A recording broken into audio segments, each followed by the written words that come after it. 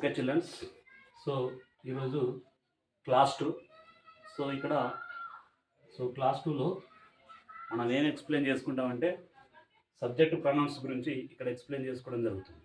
Subject pronouns actually spoken English లోపల జనరల్గా మనకు గ్రామర్ అనేది అవసరం లేదు. అదేవిధంగా మనం ఎటువంటి ప్రొనౌన్సియేషన్ తర్వాత నెక్స్ట్ తీసుకున్నట్టయితే వొకాబులరీ దీంతోటి పెద్దగా అవసరం లేదు. But sentence formation is important. So sentence formation అనేది ఇంపార్టెంట్. మనం ఫస్ట్ క్లాస్లో క్లాస్ 2లో సెంటెన్స్ ఫార్మేషన్ ఎలా చేసుకోవచ్చో మనం చూసాము. ఈ సెంటెన్స్ ఫార్మేషన్ లోపల మెయిన్గా 4 థింగ్స్ అనేటివి ఇంపార్టెంట్ రోల్ పోషిస్తాయి. అవి subject pronouns, helping verbs, normal verbs, WS words. ఈ 4 థింగ్స్ తోటి మ్యాక్సిమం మనం సెంటెన్స్ ఫార్మేషన్ చేయవచ్చు. అంటే క్వశ్చన్స్ అడగవచ్చు, అదేవిధంగా నార్మల్ సెంటెన్స్, నేటివ్ సెంటెన్స్ కూడా మనం ఈజీగా ఫామ్ చేయవచ్చు. అయితే ఇక్కడ ఈరోజు మనం ఈ సెంటెన్స్ ఫార్మేషన్లో ప్లే రోల్ పోషించేటువంటి సబ్జెక్ట్ ప్రొనౌన్స్ గురించి ఈరోజు మనం నేర్చుకోవడం అనేది జరుగుతుంది. ఆ సబ్జెక్ట్ ప్రొనౌన్స్ ఏందని ఒకసారి మనం చూద్దాం. సో ఇక్కడ in upcoming classes these are most important because subject pronouns are play important role in sentence formation in English. So in spoken English actually sentence formation is very very important. Okay, so as well as we are watching object pronouns. So subject pronouns play important role in active voice, so as well as object pronouns play important role in passive voice. So ఈరోజు మనం subject ప్రొనౌన్స్తో పాటు object pronounce గురించి కూడా మనం ఈ క్లాస్లో నేర్చుకోవడం అనేది జరుగుతుంది. సో మళ్ళీ ఒకసారి చెప్తున్నాను, ఇక్కడ ఏంటంటే సబ్జెక్ట్ ప్రొనౌన్స్ అనేటివి ఇంగ్లీష్ లోపల సెంటెన్స్ ఫార్మేషన్లో ఇంపార్టెంట్ రోల్ పోషించడం అనేది జరుగుతుంది. So what is the subject pronouns? So ఇక్కడ చూసినట్టయితే I, you, you, they, he, she, it. So simple చెప్పచ్చు, I, we, you, they, he, she, it. So these are the subject pronouns. I, you, they, he, she, it. Actually English ప్రపంచం లోపల 7 సభ్యులు ఉంటారు. So మనం 7 మెంబర్స్ని మాత్రమే చూడగలుగుతాం English ప్రపంచం లోపల, ఇంగ్లీష్ వరల్డ్ లోపల. I, you, they, he, she, it. Okay, these are the subject pronouns. So వీటి తెలుగు మీనింగ్స్ కూడా మనం తెలుసుకోవాల్సిన అవసరం ఉంది. ఐ అంటే నేను, నాకు. యు అంటే మేము, మనము. యు అంటే మీరు, నువ్వు. దే అంటే వారు. ఈ అంటే అతడు. సి అంటే ఆమె. ఇట్ అంటే అది లేక ఇది. టోటల్ 7 సబ్జెక్ట్ ప్రొనౌన్స్ మనం ఇక్కడ చూడడం జరుగుతుంది.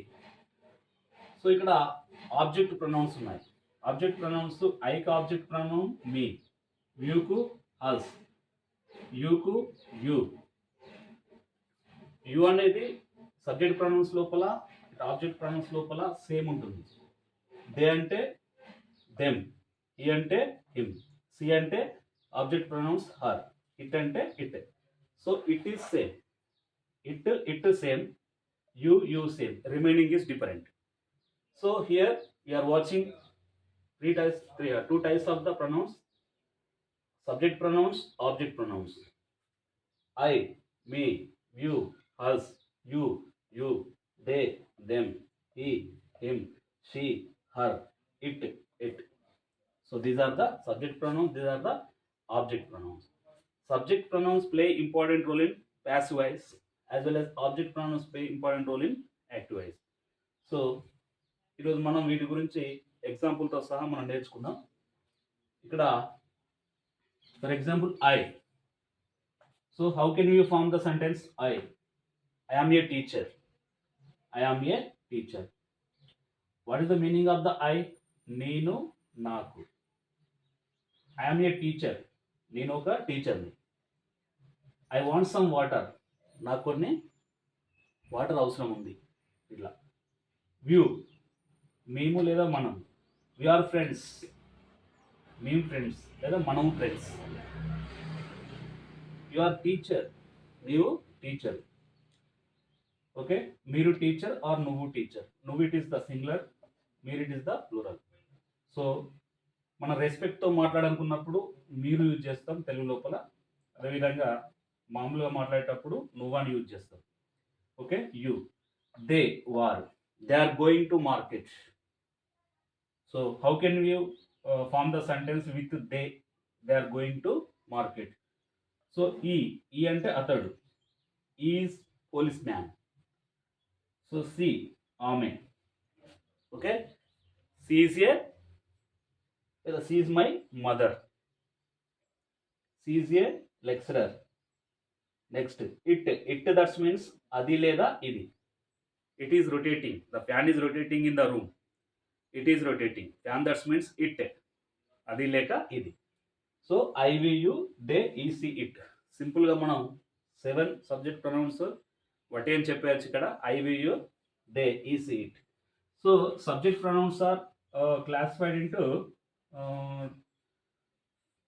2 groups. 2 groups are there. I, we, you, they. It is one group. E, C, it another group. Okay. So ఇక్కడ ఏంటంటే మనము I we you they he she it అంటే మనం ఇక్కడ 2 గ్రూపులుగా డివైడ్ చేసుకోవడం జరిగింది.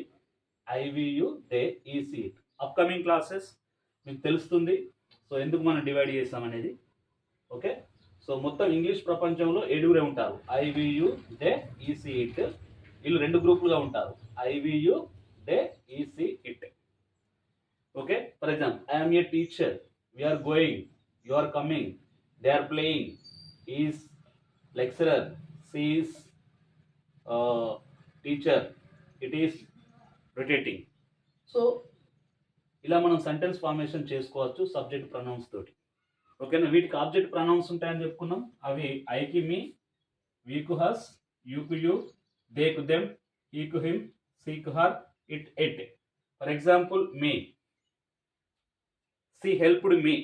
So me, it is the object pronoun. Okay, so as well as us, she helped us.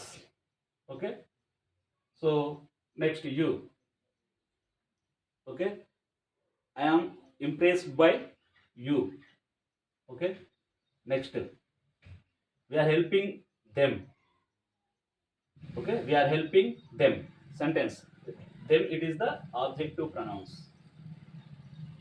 Okay, next they are helping him అంటే వాళ్ళు అతనికి సహాయం చేస్తున్నారు. సో హిమ్ ఇక్కడ ఆబ్జెక్టివ్ ప్రొనౌన్స్ వస్తుంది. హర్.